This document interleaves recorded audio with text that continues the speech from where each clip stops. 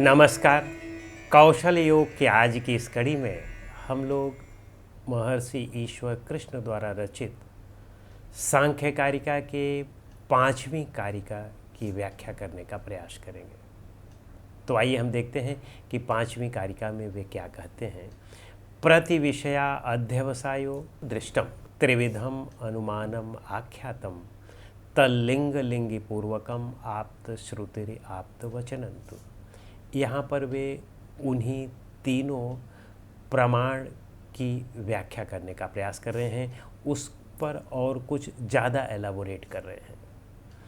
वे कहते हैं प्रति विषया, प्रति का मतलब अपने स्वयं के, विषया का मतलब विषय। वे कहते हैं कि जो हमारी ये ज्ञानेंद्रियां हैं इनके अपने अपने विषय होते हैं। विषय का मतलब ज्ञेय, जो आप देखते हैं या परसीव करते हैं, जो इंद्रियों से दृष्टिगोचर होती हैं। जैसे आँख से आप देखते हैं, कान से सुनते हैं, जीवा से टेस्ट लेते हैं, नाक से सूंघते हैं और त्वचा से स्पर्श करते हैं। तो कहते हैं कि ये जो 5 ज्ञानेंद्रियां हैं इनके अपने विषय हैं। तो विषय, आँख का विषय रूप हो गया, जो दृश्य आप देख रहे हैं, तो यह आँख का दृश्य हुआ, आँख का विषय हुआ। इसी तरह से जो आप सुनते हैं वह आपके कान का विषय हुआ, तो शब्द कान का विषय हो गया। इसी तरह से जो आप सूंघते हैं वह आपके नाक का विषय है, स्मेल नाक का विषय हो गया। और जो हम स्वाद लेते हैं वह हमारी जिह्वा का विषय है, और जो हम स्पर्श करते हैं वह त्वचा का विषय है। तो 5 ज्ञानेंद्रियों के अपने अपने 5 विषय होते हैं। हम आँख से देखते हैं, हम कान से नहीं देख सकते हैं, कान से तो हम सुन सकते हैं। तो आँख का विषय केवल दृश्य ही है, सुनना नहीं है। सुनने की अपनी अलग इंद्रिय है। तो इसी तरह से वे कह रहे हैं कि प्रति विषया अध्यवसायो, हर एक विषयों की अपनी जो इंद्रियां हैं उनसे जो निश्चित, अध्यवसायों का मतलब निश्चित, उनसे जो निश्चित ज्ञान होता है उसे हम दृष्टम यानी प्रत्यक्ष कहते हैं। जैसे पूर्व कारिका में उन्होंने बताया कि प्रमाण के 3 साधन हैं, दृष्ट यानी प्रत्यक्ष, अनुमान और आप्तवचन। यहाँ पर उसी दृष्ट यानी प्रत्यक्ष के विषय में ही कह रहे हैं कि प्रत्यक्ष क्या है।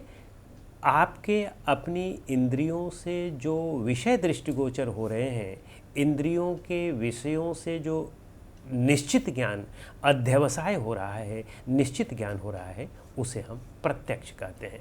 अब वैसे अगर आप सांख्य कारिका पढ़ें या सांख्य दर्शन पढ़ें तो अध्यवसाय जो है वह बुद्धि का धर्म है, वह बुद्धि का कार्य है। लेकिन यहाँ पर वे प्रत्यक्ष में अध्यवसाय ला रहे हैं। यहाँ उनके कहने का मतलब है कि यहाँ भी बुद्धि ही कार्य करती है, लेकिन इन इंद्रियों से जो ज्ञान प्राप्त होता है उस पर बुद्धि कार्य करती है। जैसे आप आँख से जो देखते हैं तो आँख निश्चय नहीं करती है, आपने देखा और देखने के बाद उसकी छाप, उसका इम्प्रिंट आपके चित्त पर पड़ा और वहाँ पर बुद्धि निर्णय लेती है कि जो आपने देखा है वो वास्तव में क्या है। वो जैसे आपने घोड़े को देखा, आपकी आंखों ने घोड़े को देखा, तो आंखें बेसिकली केवल देखती हैं और उसका चित्र लेकर के चित्त पर देती हैं और वहाँ पर बुद्धि निर्णय लेती है। तो इसीलिए वहाँ पर बुद्धि का महत्वपूर्ण कार्य है, आंखें तो केवल एक साधन है। तो इसलिए वह अध्यवसाय शब्द का यहाँ पर प्रयोग कर रहे हैं। वे कह रहे हैं कि प्रतिविषया अध्यवसायो दृष्टम, यानी जो आप इंद्रिय के माध्यम से जो आप विषय ग्रहण करते हैं अपनी अपनी इंद्रियों के माध्यम से, उसे हम प्रत्यक्ष कहते हैं या दृष्ट कहते हैं। और फिर कहते हैं त्रिविधम अनुमानम आख्यातम। त्रिविधम माने 3 प्रकार के अनुमान आख्यातम कहे गए हैं, 3 प्रकार के अनुमान कहे गए हैं। उन्होंने प्रत्यक्ष के विषय में बता दिया, अब अनुमान परोक्ष ज्ञान है। अब उसके परोक्ष ज्ञान के विषय में कह रहे हैं कि 3 प्रकार के अनुमान कहे गए हैं। वे ये नहीं कह रहे हैं कि मैं 3 प्रकार के अनुमान कह रहा हूँ, वे कह रहे हैं कि 3 प्रकार के अनुमान कहे गए हैं। इसीलिए वे अनुमान के इन तीनों प्रकारों का नाम नहीं दे रहे हैं, क्योंकि उस समय यह प्रचलित रहा होगा, वो 3 प्रकार के अनुमानों का प्रचलन रहा होगा तो और लोगों ने कहा था, यानी पहले कहा गया है, इसीलिए वे अब यहाँ पर कह रहे हैं कि 3 प्रकार के अनुमान कहे गए हैं। तो दूसरी लाइन है, उसमें कहते हैं कि तत् लिंग लिंग पूर्वक। तत् माने अनुमान के विषय में वे कह रहे हैं कि वह अनुमान लिंग लिंगी पूर्वक होता है। अब लिंग लिंगी पूर्वक क्या है और तीन अनुमान क्या है? तो तीन अनुमान तो मूलतः उसके तीन भाग हैं। वे कौन कौन से हैं? पहला पूर्ववत अनुमान है, दूसरा शेषवत अनुमान है और तीसरा सामान्यतो दृष्ट अनुमान है। अब वे कह रहे हैं कि ये तीनों अनुमान जो हैं वह लिंग लिंगी पूर्वक होते हैं। अब लिंग लिंगी पूर्वक क्या है? लिंग का मतलब साधन होता है और लिंग का मतलब होता है साध्य, या आप यूँ कह सकते हैं कि एक कार्य है, दूसरा कारण है। लिंग कार्य है और लिंगी जो है वह कारण है। तो कहते हैं कि ये साध्य और साधन पूर्वक होते हैं, यानी इनमें दो चीज़ें बहुत महत्वपूर्ण हैं। एक साध्य होता है और एक उसका साधन होता है। ये दो चीज़ें अगर नहीं है, केवल एक ही चीज़ है, तो बात नहीं बनने वाली है। ये दोनों महत्वपूर्ण हैं। तो लिंग का मतलब चिन्ह भी होता है। तो जैसे चिन्ह के माध्यम से आप चिन्ही तक पहुंच जाते हैं। जैसे आपको यहाँ दिल्ली से चेन्नई जाना हो तो चेन्नई सीधे तो नहीं पहुँच जाएंगे। आप जाएंगे, मान लो रोड से जा रहे हैं, तो आपको साइन बोर्ड मिलते हैं कि ये 50 किलोमीटर दूर है या 100 किलोमीटर दूर है या 200 किलोमीटर दूर है। तो आप साइन बोर्ड के माध्यम से, और आपको ये भी पता चल जाता है कि इस तरफ चलें तो हम वहाँ पहुँच जाएंगे, क्योंकि ये दिखा रहा है, रास्ता दिखा रहा है कि यहाँ से इतने किलोमीटर है, इतना किलोमीटर है। तो साध्य और साधन पूर्वक होते हैं अनुमान। इसकी तो हम चर्चा करेंगे ही। फिर कहते हैं कि आप्त श्रुति ही आप्त वचनंतु, यह इस कारिका का जो अंतिम भाग है कि आप्त श्रुति, यानी आप्त का मतलब अथॉरिटी, उस विषय का मास्टर, उस विषय में कि जिसकी सिद्धि हो गई हो, उस विषय का जो मास्टर हो गया है, वह जो कहता है श्रुति, वह आप्त वचन होता है, वह श्रेष्ठ पुरुषों द्वारा कहा गया वचन होता है। तो जैसे ग्रंथों में हम पढ़ते हैं कि ग्रंथ में कोई महापुरुष के ग्रंथ लिखे हुए हैं, तो हम उनके वचनों को प्रमाण मानते हैं। तो कहते हैं कि जो उन्होंने कहा है उसको मान लेना, वह आप्त वचन है और वह भी एक प्रमाण है। तो इन प्रत्यक्ष का और मेरे ख्याल से आप्त वचन का तो हमें जो है अंदाज़ा हो गया कि ये क्या है। हम अब अनुमान के विषय में थोड़ा सा और व्याख्या करते हैं। तो ये जो तीन प्रकार के अनुमान है, पहला पूर्ववत अनुमान उन्होंने कहा, और इसमें उन्होंने कहा कि लिंग लिंगी पूर्वक है, यानी साधन और साध्य पूर्वक है।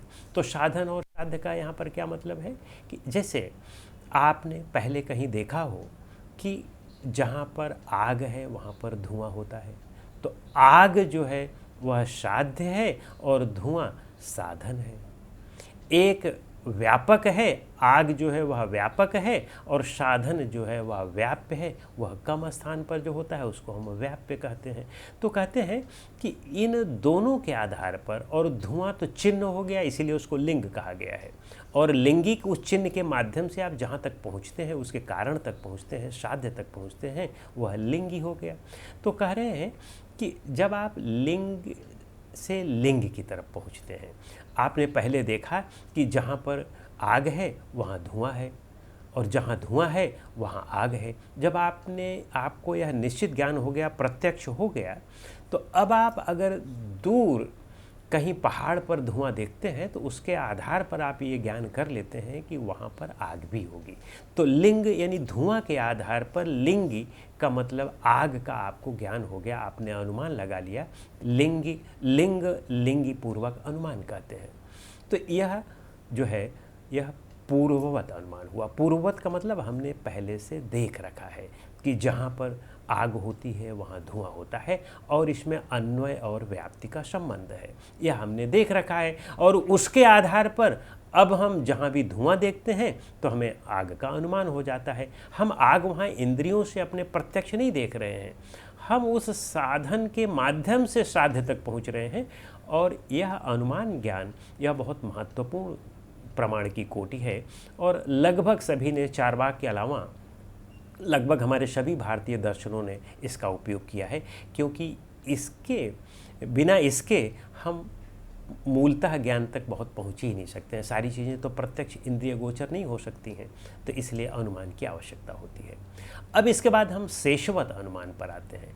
शेषवत अनुमान का मतलब है कि जैसे हमने देखा कि नदी है, नदी में बहुत तेज बाढ़ आई हुई है और बहुत गंदला पानी उसमें बह रहा है।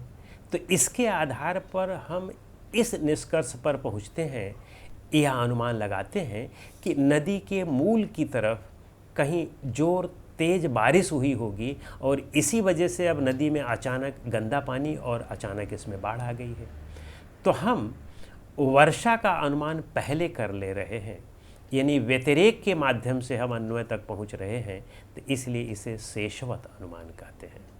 और फिर इसके बाद सामान्यतो दृष्ट अनुमान, पूर्ववत अनुमान की तरह ही सामान्यतो दृष्ट अनुमान होता है, लेकिन पूर्ववत अनुमान में कुछ विशिष्ट चीज़ें कि जैसे हमने धुआं और आग का व्याप्ति और अन्वय संबंध देखा, तो इसी प्रकार से अब हम एक सामान्य चीज़ों का ज्ञान कर लेते हैं। हमने देखा कि कपड़ा है तो निश्चित रूप से कपड़ा बनाने वाला भी होगा। हमने कपड़ा बनाने वाले को देख लिया और कपड़ा देख लिया, तो अब हम इसके आधार पर हम कहीं अगर घड़ा देखते हैं तो हम इस आधार पर अनुमान कर सकते हैं कि घड़ा बनाने वाला भी कोई हुआ होगा, किसी ने घड़ा भी बनाया होगा, क्योंकि घड़ा एक कार्य है तो इसका कारण जरूर हुआ होगा, बिना कारण के तो कार्य होता नहीं है, तो इसलिए हमने उसका अनुमान कर लिया। तो एक सामान्य दृष्टि से अनुमान कर लेना कि हर चीज़ें कार्य हैं तो उसका कोई न कोई कारण होगा, इस निर्णय पर पहुंचना यह सामान्य तो दृष्ट अनुमान है। तो इस तरह से ये 3 प्रकार के अनुमान हुए। इंद्रियों से जो प्रत्यक्ष हम दृष्टिगोचर करते हैं, परसीव करते हैं और फिर उसका एक निर्णय लेकर के एक निष्कर्ष निकालते हैं, यह प्रत्यक्ष या दृष्ट ज्ञान हुआ। और दूसरा 3 प्रकार के अनुमान की बात कही गई है और वह लिंगी पूर्वक होता है, साधन और साध्य पूर्वक होता है, चिन्ह से चिन्ह तक हम पहुँचते हैं।